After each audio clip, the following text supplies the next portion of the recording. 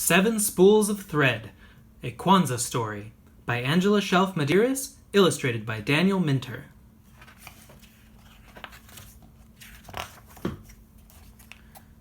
To my father, Howard Lee Shelf, and my mother, Angeline Shelf, whose love taught us how to be a family.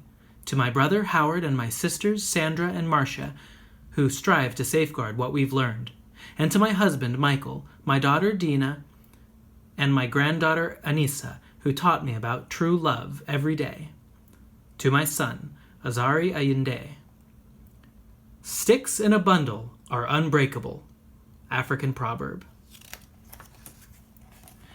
I will read about the history and principles of Kwanzaa at the end of the book. In a small African village in this country of Ghana, there lived an old man and his 7 sons. After the death of his wife, the old man became both father and mother to the boys. The 7 brothers were handsome young men. Their skin was as smooth and dark as the finest mahogany wood.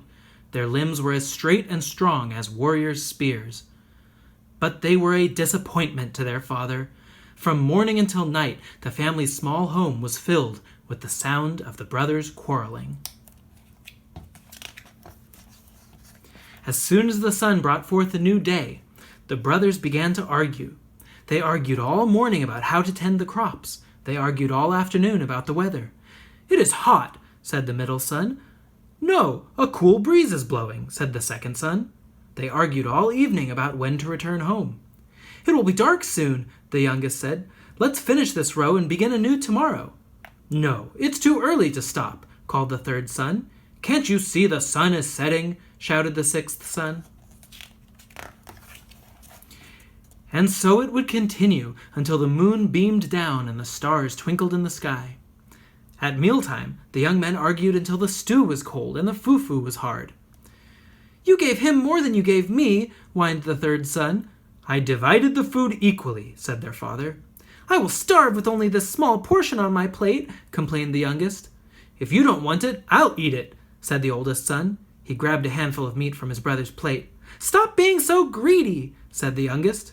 And so it went on every night. It was often morning before the 7 brothers finished dinner. One sad day, the old man died and was buried. At sunrise the next morning, the village chief called the brothers before him. "Your father has left an inheritance," said the chief. The brothers whispered excitedly amongst themselves. "I know my father left me everything because I am the oldest son," said the oldest. "I know my father left me everything because I am the youngest son," said the youngest. "He left everything to me," said the middle son. "I know I was his favorite." "Yee!" said the second son. "Everything is mine!" The brothers began shouting and shoving. Soon all 7 were rolling around on the ground, hitting and kicking each other. "Stop this instant!" the chief shouted. The brothers stopped fighting. They shook the dust off their clothes and sat before the chief, eyeing each other suspiciously. "Your father has decreed that all of his property and possessions will be divided among you equally," said the chief. "But first, by the time the moon rises tonight, you must learn how to make gold out of these spools of silk thread. If you do not, you will be turned out of your home as beggars." The oldest brother received blue thread, the next brother red, the next yellow. The middle son was given orange thread, the next green, the next black, and the youngest son received white thread. For once, the brothers were speechless. The chief spoke again. "From this moment forward, you must not argue among yourselves or raise your hands in anger towards one another. If you do, your father's property and all his possessions will be divided equally among the poorest of the village. Go quickly, you only have a little time."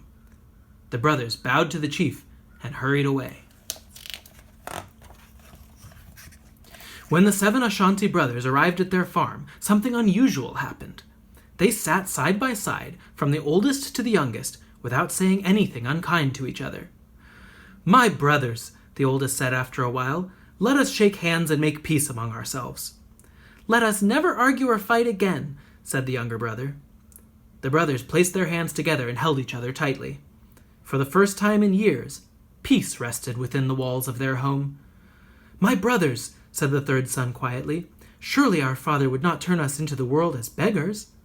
"I agree," said the middle son. "I do not believe our father would have given us the task of turning thread into gold if it were not possible." "Could it be," said the oldest son, "that there might be small pieces of gold in this thread?" The sun beamed hotly overhead. Yellow streams of light crept inside the hut. Each brother held up his spool of thread. The beautiful colors sparkled in the sunlight, but there were no nuggets of gold in these spools. "I'm afraid not, my brother," said the sixth son, "but that was a good idea." "Thank you, my brother," said the eldest. "Could it be," said the youngest, "that by making something from this thread we could earn a fortune in gold?" "Perhaps," said the oldest, "we could make cloth out of this thread and sell it. I believe we can do it." "That is a good plan," said the middle son, "but we do not have enough of any one color to make a full bolt of cloth." "What if," said the third son, "we weave the thread together to make a cloth of many colors?" "But our people do not wear cloth like that," said the fifth son. "We wear only cloth of one color." "Maybe," said the second, "we could make a cloth that is so special everyone will want to wear it." "My brothers," said the sixth son, "we could finish faster if we all work together." "I know we can succeed," said the middle son. The 7 Ashanti brothers went to work. Together they cut the wood to make a loom. The younger brothers held the pieces together while the older brothers assembled the loom. They took turns weaving cloth out of their spools of thread. They made a pattern of stripes and shapes that looked like the wings of birds. They used all the colors: blue, red, yellow, orange, green, black, and white. Soon, the brothers had several pieces of beautiful multicolored cloth.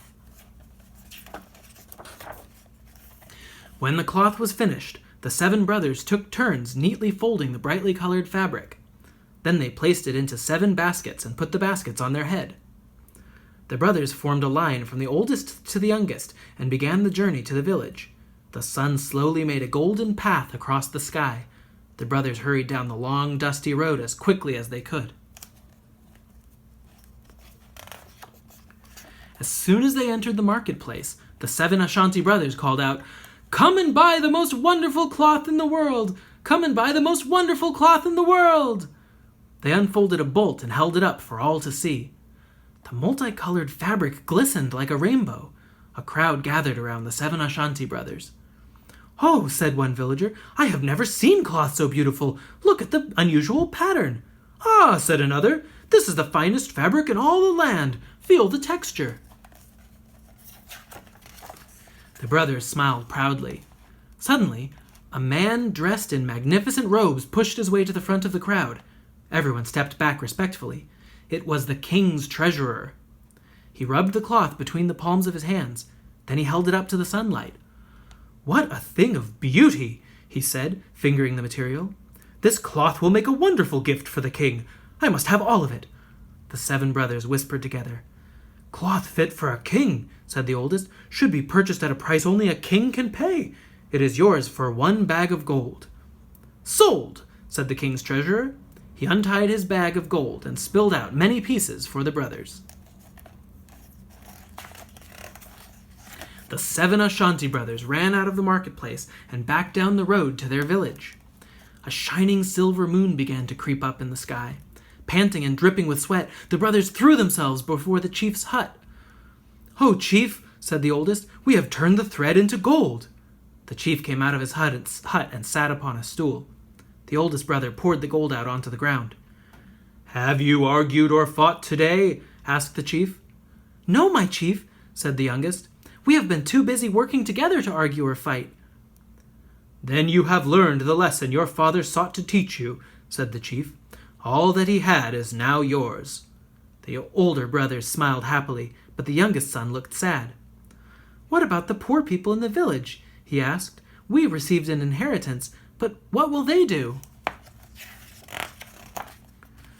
"Perhaps," said the oldest, "we can teach them how to turn thread into gold." The chief smiled. "You have learned your lesson very well." The 7 Ashanti brothers taught their people carefully. The village became famous for its beautiful, multicolored cloth, and the villagers prospered.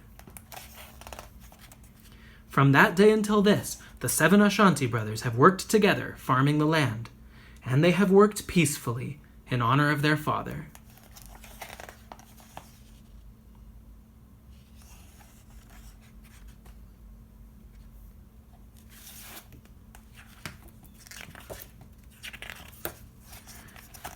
Seven Spools of Thread was written especially for Kwanzaa. Kwanzaa is a cultural holiday begun in America and celebrated by people of African descent all over the world. In 1966, Dr. Maulana Karenga, a college professor, created Kwanzaa, which means first fruits in Swahili. He based the holiday on ancient African harvest celebrations and customs. Dr. Karenga felt that African Americans in his community needed a special time to help them take pride in their glorious past and plan for the future. Kwanzaa is celebrated from December 26th until January 1st. It is not a religious holiday or one that honors a heroic person. Instead, it is a time when people of African descent join together to honor the heritage and traditions of their ancestors. During the Kwanzaa celebration, everyone pledges to work together to improve themselves and to make their community a better place to live. Kwanzaa is a celebration of the past, the present, and the future of people of African descent. Dr. Karenga established special symbols for Kwanzaa, including fruits and vegetables, which stand for the harvest. During the days of Kwanzaa, 7 candles, 1 black, 3 red, and 3 green, are lighted. They stand for the Nguzo Saba, or 7 principles. The Nguzo Saba are to be memorized, discussed, and acted upon during the 7 days of Kwanzaa and throughout the year. These are the Nguzo Saba. Umoja, unity, to strive for and maintain unity in the family, community, nation, and race. Kujichagulia,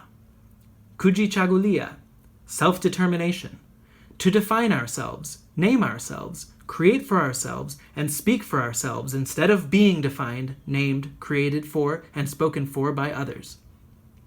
Ujima, collective work and responsibility, to build and maintain our community together and make our sisters' and brothers' problems our problems and to solve them together. Ujama, cooperative economics, to build and maintain our own stores, shops, and other businesses and profit from them together. Nia, purpose, to make our collective vocation the building and developing of our community in order to restore our people to their traditional greatness. Kuumba, creativity, to do always as much as we can, in the way we can, in order to leave our community more beautiful and beneficial than we inherited it. Imani, faith, to believe with all our heart in our people, our parents, our leaders, and the righteousness and victory of our struggle. All of the principles of the Nguzo Saba are hidden in the story 7 Spools of Thread. Can you find them? You can watch the video again and look for them. That was 7 Spools of Thread, a Kwanzaa story by Angela Shelf Medearis and Daniel Minter. And this is EDU Kidspace. Subscribe for more books, stories, and lessons, and if there's something in particular you'd like to hear about, leave us a message in the comments.